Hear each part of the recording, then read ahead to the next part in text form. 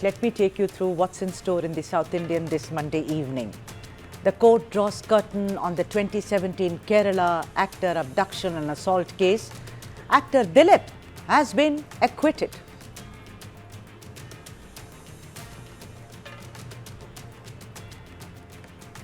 It's about stress, it's about guilt, and it's about science at the end of the day. The recipe for binge eating decoded. Why do some of us binge eat?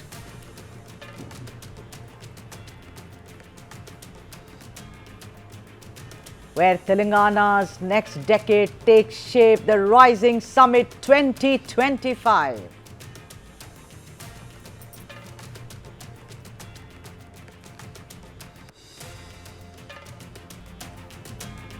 All right, you're watching the South Indian. My name is Sudha Sadanand. The lead, of course, today, as it's being spoken across south of India and also the nation, this. A trial that gripped Kerala ends in acquittal. This is the first step, ladies and gentlemen, in one of the most awaited cases, popularly known as the 2017 actor assault case, which violated the dignity of a woman artist. A Kerala court today acquitted Malayalam actor Dilip, aka P. Gopalakrishnan, after an 8-year-long trial.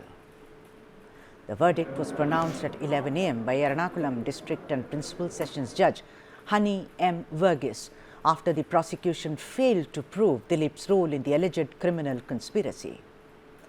The case involved a total of 10 accused, including actor Dilip, who was the 8th accused in the case. The crime occurred in February 2017 in Angamali, when the survivor was travelling by car from Thrissur to Ernakulam. Suddenly, a vehicle hit the rear side of her car, after which a few people first picked up a fight with the driver and then forcefully entered the car, pretending to settle the dispute. The car then sped with these men inside or towards Ernakulam along the national highway, and then began the alleged nightmare for the woman actor. On the way, not only was the actress allegedly subjected to sexual assault by the first accused, Pulsar Suni, but he then recorded the act on the mobile phone as well. The actress was then abandoned in that stage in front of a house of a film director, even as the accused fled the scene.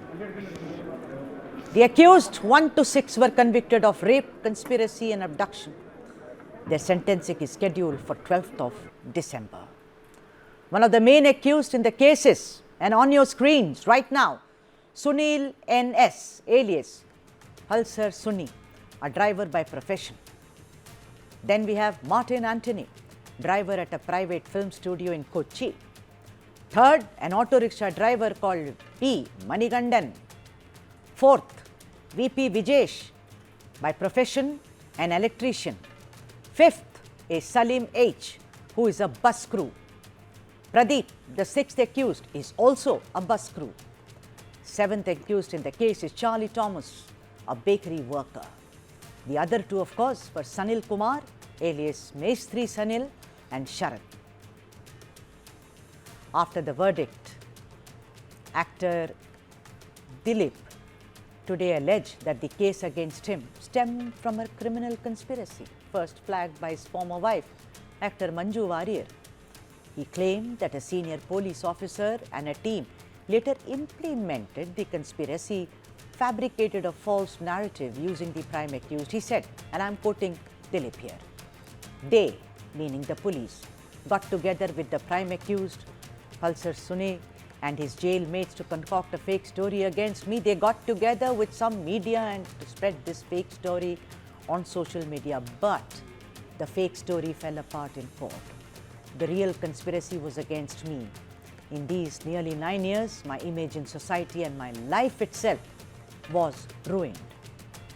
Even as the case went through many twists and turns, there are some aspects which stand out in the case. First, in May 2017, the Women in Cinema Collective, called WCC, rallied for the survivor, launching the Avalkoppam, that is, We Stand With Her campaign, amidst industry backlash. The government then formed the Justice Hema Committee in 2017, which in 2024 report, which was released in the month of August the same year, confirmed widespread sexual exploitation in the industry leading to the Kerala State Film Employees Federation's internal committee. The second and the most important aspect of the case was in 2022, where allegations of illegal access to the memory card kept in court custody led to a High Court ordered fact-finding probe and new guidelines on handling sexually explicit evidence. Even as law, and many of us agree, has taken its course, and as commented by Rajiv Chandrasekhar, this case shall go down in the annals of Kerala's history as a testimony of how women actors and other artists need adequate protection. This, I think, is just not enough. Let's listen into what Rajiv Chandrasekhar and others said on the case, and then we go to the debate today. The court has spoken, and we are living in a democracy where the courts have a very significant role in adjudicating these type of crimes and deciding who's guilty and who's not. And I understand that the court has decided that he is not guilty, and so that is the law of the land, and that is what will prevail. So I have nothing more to say. If there were victims in this case, as there was a woman actress who was a victim, my sympathies are with her. We welcome the first part of the judgment that reflects the work of the police and the prosecution, but we are not satisfied with the second part of the judgment. We are waiting for the full text of the judgment. After that, we could find what are the findings of the judge to acquit this for accused. But this judgment convicted 6 accused. That's a good signal. And the government gave full freedom to the police team. Beena Paul, founder, member, WCC Women in Cinema Collective, is joining us on the phone line. Ranjani, very well-known actress from the southern film industry, is also joined us. Asha Unnithan, advocate of the Kerala High Court, is also with us.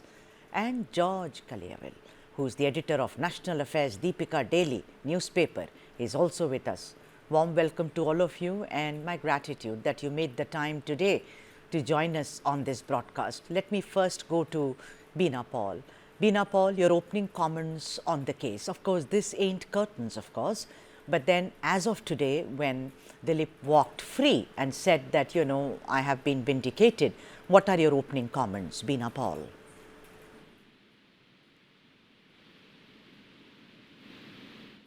Beena Paul, can you hear me, ma'am? All right. Let me now go across to Ranjani. Ranjani has played a very important role in speaking about this case at various forums, and today she is with us. Ranjani, thank you very much. You know, you've worked across southern industry, Tamil basically, but in Kerala, other languages as well. And I know your contribution when this case happened, and also the setting up of WCC. What are your opening comments today? What are your feelings? Quite pathetic. That is what I want to convey. Where are the rights for the survivors? That is a big question we all have to ask. And second thing is, judgment has been passed because of the evidences. Without evidence, the judges won't be able to pass the verdicts. So that is what it happened today. That is what we saw. We are seeing Dilip as innocent, because there's lack of evidences. That's the main problem which has caused this case to fall apart. Judgment will not be given just by hearsays. So, you know, I'm sure that Asha Unnithan, a well-known advocate, she can, completely, she can relate to the legal side. Anyway, we had this Nirbhaya case. And after Nirbhaya, J.S. Verma committee was constituted, and there was a strong recommendation for speedy trials, fast-track courts. And what happened to Nirbhaya after that? And that we have seen, the nation has seen that. And the same thing has happened today as well. It's so pathetic. The incident has taken place in 2017. And after 8 long years, and today we have this verdict. And what is the, how is the survivor going to face, and what are we telling to the other survivors who are out there? And this is a very popular personality we are talking about, and she is not being served the proper justice. And what will happen to the normal layperson? So this is the big question. It's a very challenging question we are asking to the courts and also to the law and order. So from the beginning, I mean, if a case, I mean, I'm just a legal advisor or expert, I can say. I'm not a practicing lawyer. From the beginning, if anything has to be, I mean, if there's a crime has been committed, it is the police duty to make sure that they have collected all the evidences. But I'm sure in this case, a person who's a very popular and very powerful person, it's easy for anyone to temper. That is what it has happened over here. We have seen that very clearly, and it's very unfortunate. Asha, Nitin, yes. Sorry, 1 to 6 have been, they are waiting for the trial. I mean, they have been found guilty, and the 8th person is walking scot-free. We can't blame the court because it's lack of evidence. Absolutely. Yeah, Asha Nitin, let me bring you here. Asha Nitin, I'm not, you are an expert at legalese, but while I've been reading this case and reporting on this case for many years now, do you think, when we talk about a phrase in legalese, miscarriage of justice, I'm sure maybe it's a very severe term to use here, Asha Nitin, but the way so many witnesses turned hostile. I have Bama, for instance, Bindu Panikar, for instance, who said they saw things, they turned. Then hotel owners, they saw things, they turned hostile. One clothing merchant, the present, allegedly the brother or a relative of the spouse of the actor in question, he also turned hostile. There seems to be, Asha Nitin, a kind of an atmosphere of intimidation, of fear, of paranoia, Asha Nitin, and I'm saying it because the setting up of the WCC was to take all this away and to see that women artists, whether actor, technician, dubbing artist, they work without any fear, and the male hegemony is completely destroyed, Ashaji. Yeah, I do. Good evening, all of you. And I do support all the concerns raised by Renji ma'am and yourself. Actually, the issue is that our prosecution system is not up to the defense system. Actually, speaking in normal case, there is no special prosecutor. But in this case, Kerala government has appointed a special prosecutor. But what happened? The special prosecutor appointed in the case, the first prosecutor, he was a prosecutor in Soumya murder case. And you know what happened to Soumya murder case? Soumya murder case, only rape was established, and the second part, the murder was not established. Okay, so there was a failure in prosecution in that case that we have seen, and that Govind Shami, that is the culprit, now he escaped from the offense of murder. He was only accused for this rape. So that prosecutor itself was appointed for the first time, and then he could. On between, one prosecutor was quitting, and next day another instance another prosecutor was appointed, and he also quitting his job. And then there was no prosecutor at all, and we were hunting the prosecutors. No prosecutors, no advocates are ready to take up the case. Oh. Actually, even myself, because who will defend, who will appear against Ramambilla? Ramambilla Advocate Firm is a big firm having all the infrastructure, including 15 or 16 lawyers, juniors, and this accused, 8th accused Dilip, is funding money and all the infrastructures. They are buying even our cyber experts too. Because one of the guy called Sai Shankar, he was working with the associate. Asha ma'am, I wanted to ask you, and I have mentioned it in my introduction. that one of the main things in this case, ma'am, what you have said so far, Asha Unnithan ma'am, is how it seems like anything can be bought. And you know, anything can be bought. You can have, and it's their democratic right. If tomorrow I murder someone, I can get the best lawyer to defend me if I have the money. Okay, fine. Accept it, Asha Unnithan ma'am. But I'm saying, how come the memory card, if you see in 2022, was tampered with, ma'am? How is it possible when it was in the possession of the court for it to have been tampered? And Sai, whom you name as a cyber expert, he said he saw it, he was witness. Isn't that right, Asha ma'am? Yeah, actually, the problem is that one material evidence which is in the custody of the court has been taken out of the court without the permission, and it was used in some instruments, and that also without the permission. And who might have seen, and where all it has been copied or anything, we don't know. So all those things has been raised and have been raised, and again and again it was raised before the higher courts also, and then it went to Supreme Court, but no action has been taken. Because if something is taken against a judicial officer or a court or a officers or clerks or anyone who is in charge of this thing in the court, what will be the popular notion? The people will lose the trust of the court, right? So I don't know why such a thing has happened.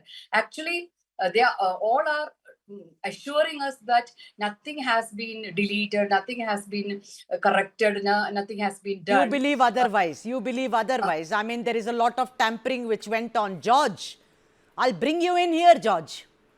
8 long years and you see this. I want to ask you a very general knowledge question which a lot of people here, you know, they do not know Kerala case. They said, ma'am, how is it possible? Pulsar Suni, why did he abduct her? Why should he do it? Knowing full well it's dangerous. Along with it, this, you know, bakery worker and, you know, other people, bus crew member, everyone. It seems like in Hindi we see na supari diya hai. It seems like it is all pre-planned, and there are evidences, and these were, my colleagues were asking me that, you know, Pulsar Suni, you know, close to Sunil, close to this allegedly close to this actor, etc., etc. They couldn't have acted of their own volition, sir.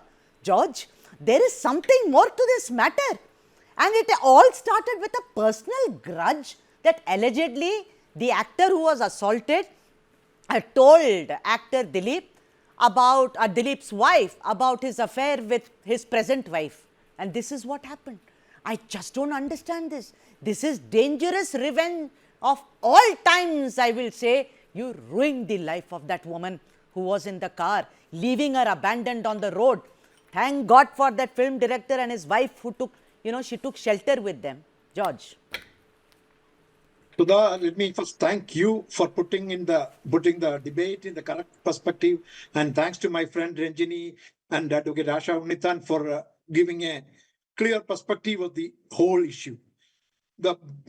I think the main issue is that first I congratulate the government of Kerala for assuring that they will be going for a appeal in the Sessions Court. The Minister Rajiv has clearly said that, but the case itself is annoying, disturbing. If somebody is so powerful, that happens in many cases. This is a very high-profile case. It has been a most debated case in Kerala in recent years. And if somebody can, destroy the evidences and convince people, 28 witnesses changed their testimony over time. 28, including, as you said, somebody, Bama, Siddiq, the actor Siddiq, so many others. All changed their, earlier statements, and they're retracted in court. These total 28 witnesses itself, if they can, Dileep, as you know, he's the most powerful, not just an actor, he's the most powerful. He was controlling the film world in Kerala, Bollywood, as somebody called. He's owning several theaters, movie houses. He was a bigger producer. He was an actor. He controlled the Malayalam film industry in many ways. Even though Mohanlal and Mammootty were the superstars, but there are many, many people. He was so convincing. Even today, you look at the statement from former DG leaders T.P. Senkumar. He says this Dilip was fraudulently or wrongly accused. Today he made this statement. He is a former DGP of the state. And I don't know, even the Association of Malayalam Movie Actors, the so-called AMMA or Amma, they couldn't even stand fully with this survivor or victim, as we call the famous actress. No, there was so many. This case is involved in a relationship with Manju Warrior, his erstwhile wife, earlier wife, and Kavya Madhavan, the present wife. All this is there was so many things which any common man can understand that Dilip. I said in my office, this was, there are so many loopholes. Of course, the Honorable Court has now spoken and one can't possibly challenge it. Ranjini, let me come to you, Ranjini. The thing is, what George said, I'm going to take a leaf out of George's book, that this man was a very influential. I mean, imagine he started off as a mimicry artist. I have great respect for artists. You can be mimicry, singer, anyone. You're an artist, and hats off to artists. He starts off as a mimicry artist and slowly kind of ascends the pecking order of fame, as it were, in Kerala.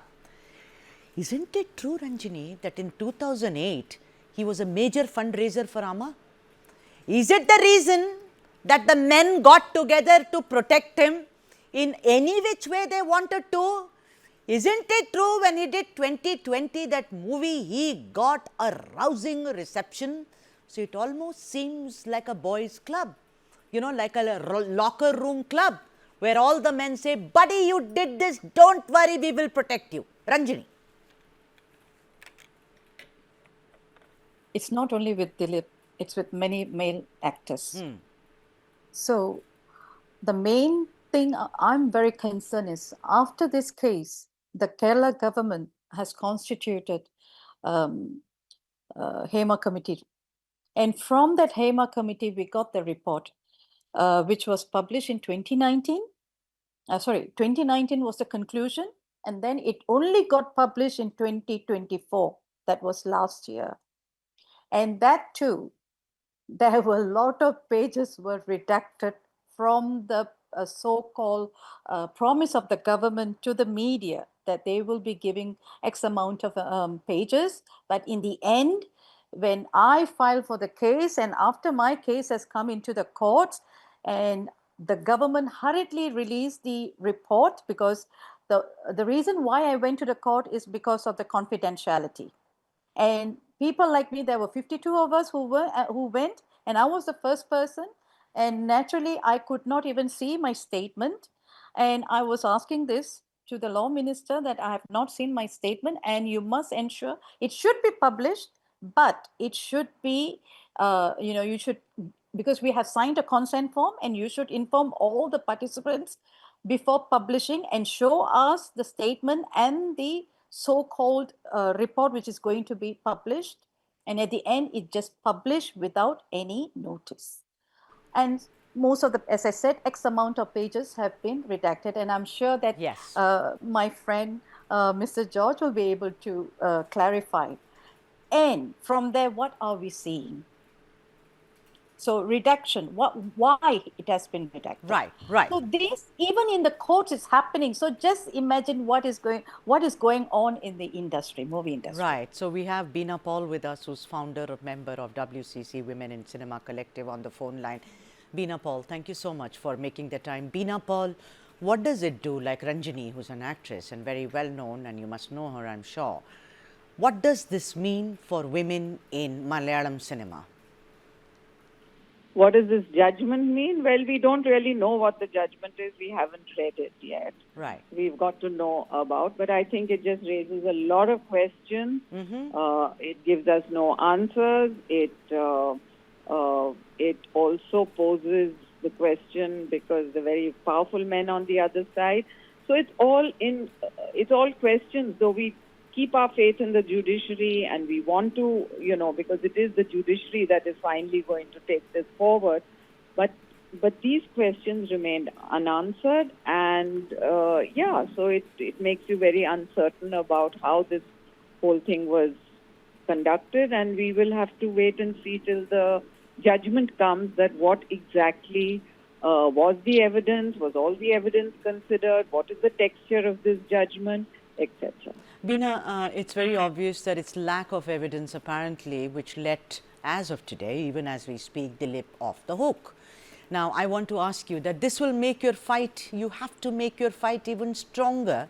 But then what happens, I've been talking to a lot of women who had gone and complained, and they said, once our name is made public, we get no work in the industry. And we are ostracized and we are asked to sit out because we are seen as troublemakers. Beena Paul.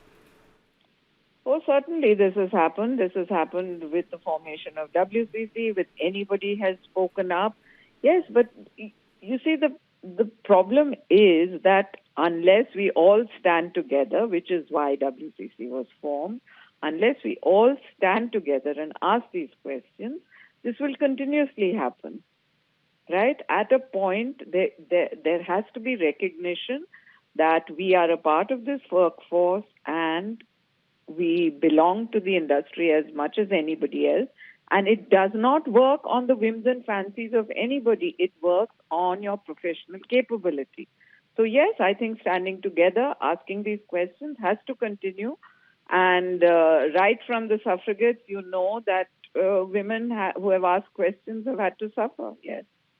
Absolutely right. And, no one could have said it better. George, I want to say something to you, ask you, and this is the last question before I wrap this segment up. George, what Beena Paul said, that, the thing is that we have to wait and see what really happens, because on the other side, they seem like powerful people, and I'm not going to, they are men. Why am I even dilly-dallying? Powerful men, on the other side. Do you have any hope, George? We all live on hope. We all live on the judicial system. But it seems like a lot of money, and I'm sticking my neck out, a lot of money, paranoia, neurosis and fear has ended up a man who allegedly seems to have orchestrated this off the hook. George. Sudha, I think what Beena Paul said is very correct. We should be hopeful, but that doesn't mean that the fight is over. This is just another start of the fight. There was money trail, it is known as a contract killing of 1.5 crore or something. This all started, the case was re-examined when Director Balachandra Kumar told the court on December 26th of 2016 that he saw Dileep at his residence, Padma Sarovaram. Dilip was consistently denying knowing this Pulsar Suni, the main accused. The Balachandra Kumar was telling that he saw Pulsar Suni traveling with Dilip in the same car. And he also observing a packet of cash in his hand, all those, things I don't know how it was not proved.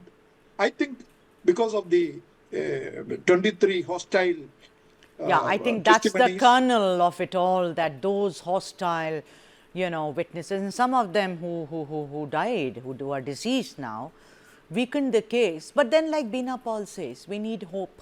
And I think we need to stand with the survivor. I hate calling women victim, that she needs to stand up, and I hope she gets a lot of work, and there are men who will give her work because she's an artist first and anything else later. Ranjani, thank you. George, thank you very much. Beena Paul, ma'am, thank you very much. And also thanks are due to Ms. Unithan, who joined us initially on the debate. I'm going to take a break, but not before announcing what's on the other side. Stress, guilt and silence. What makes us binge eat? That is what is being decoded on the other side. You're watching the South Indian. I'll see you in a moment.